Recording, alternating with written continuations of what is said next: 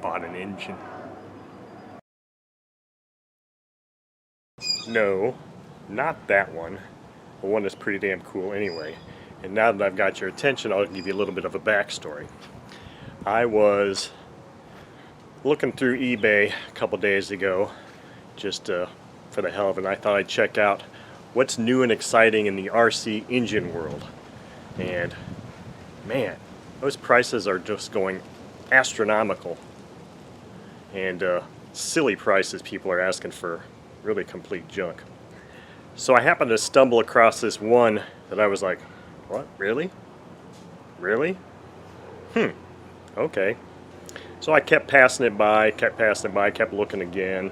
I was like, wow, that's just really weird that this engine of this quality is listed as A, buy it now, and B, that price. So what did I do? I actually clicked buy it now. I still don't really quite understand why I did it, because I really don't have anything left. I sold everything. I don't really have anything left to support that thing. And quite honestly, it needs work. But I did do it. And guess what? It's actually arriving today too.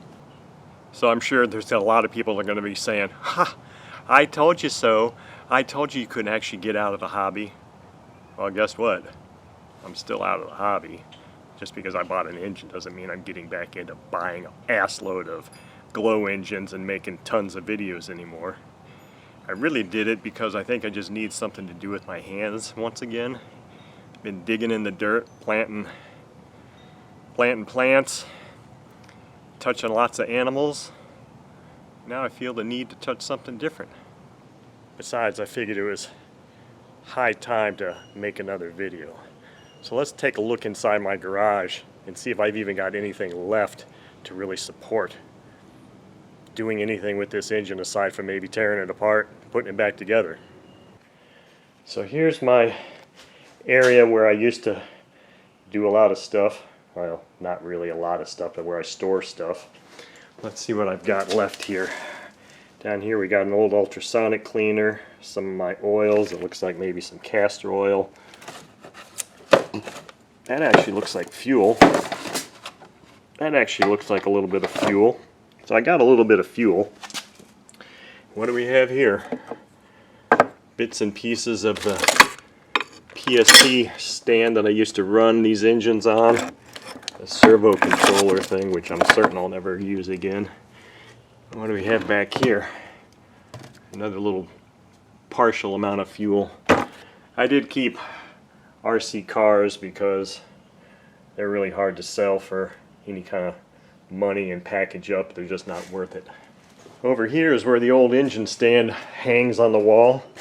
For those of you that have asked, my engine stand basically was just a Black & Decker Workmate with that big piece of plywood screwed on top to give me a bigger working platform.